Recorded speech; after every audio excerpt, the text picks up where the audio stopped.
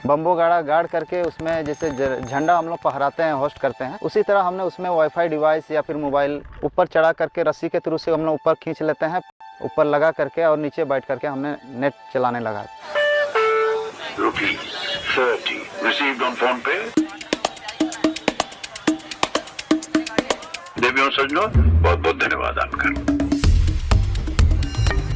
ये QR code भारतीय अर्थव्यवस्था में हो रही यूपीआई रेवोल्यूशन का बड़ा चेहरा बन चुके हैं। इन्हें इस्तेमाल करना बहुत ही आसान है।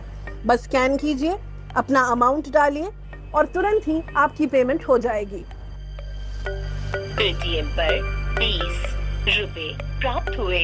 तो रात को हमें कैश कैरी होता है और हमारा घर यहाँ से जैसे दूर है, ऑनलाइन पेमेंट जो होती है उससे पे कर रहा है, उससे हम कंफर्टेबल रहता है, सेफ रहते हैं हम लोग। To do this for over a billion people required building an enormous amount of infrastructure.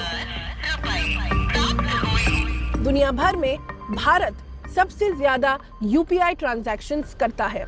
आज भारत के पूर्वी हिस्से झारखंड में शहर से दूर जंगलों के बीच हम जानने की कोशिश करेंगे कि क्या भारत वाकई में कैशलेस है।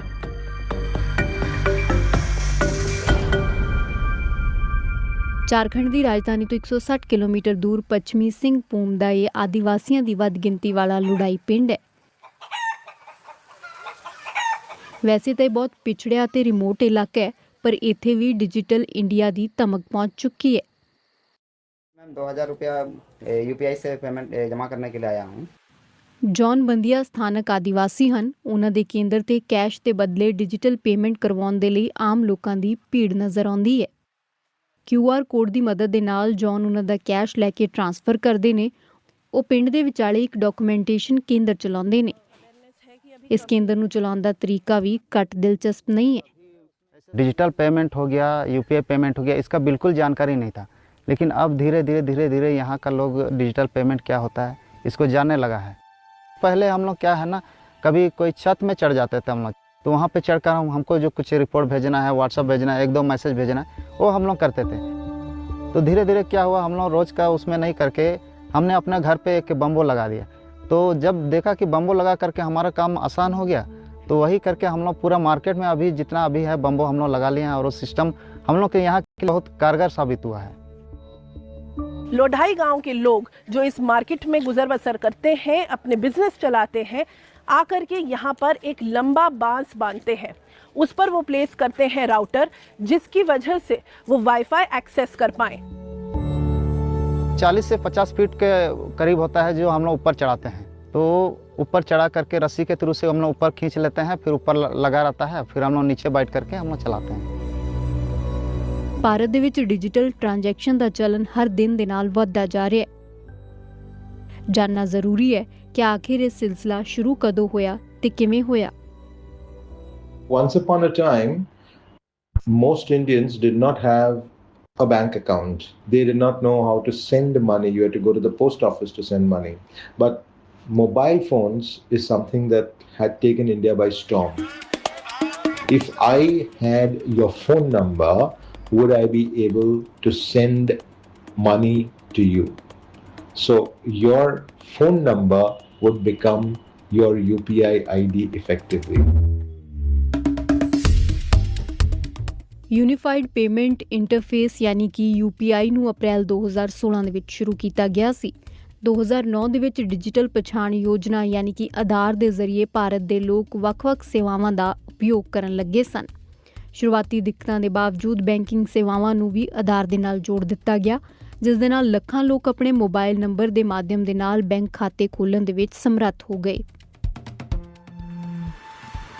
ਪ੍ਰਿਯੰਕਾ ਦਿੱਲੀ ਦੇ ਰਹਿਣ ਵਾਲੇ 31 ਸਾਲ ਦੇ ਟਰਾਂਸ ਮਹਿਲਾ ਹਨ।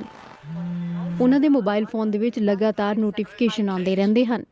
Hello, good ma'am. ਵੈਸੇ ਭਾਰਤ ਦੇ ਵਿੱਚ ਟਰਾਂਸ ਵਿਅਕਤੀਆਂ ਦੇ ਲਈ ਬੈਂਕਿੰਗ ਕਰਨਾ ਥੋੜਾ ਮੁਸ਼ਕਿਲ ਰਿਹਾ, ਕਿਉਂਕਿ ਕਈ ਤਰ੍ਹਾਂ ਦੇ ਸਵਾਲਾਂ ਜਵਾਬਾਂ ਚੋਂ ਲੰਘਣਾ ਪੈਂਦਾ ਸੀ। ਪਰ ਪ੍ਰਿਯੰਕਾ ਦੀ ਕਹਾਣੀ ਵੱਖਰੀ ਹੈ। ਅਸਮ ਤੋਂ ਭੱਜ ਕੇ ਦਿੱਲੀ ਆਉਣ ਦੇ ਬਾਅਦ ਫੁੱਟਪਾਥ ਤੇ ਚਾਹ ਦੀਆਂ ਪੱਤੀਆਂ ਵੇਚਣ ਦੀ ਸ਼ੁਰੂਆਤ ਹੁਣ ਰੰਗ ਲਿਆ ਚੁੱਕੀ ਹੈ, क्योंकि प्रियंका का कारोबार वध फुल रहा है।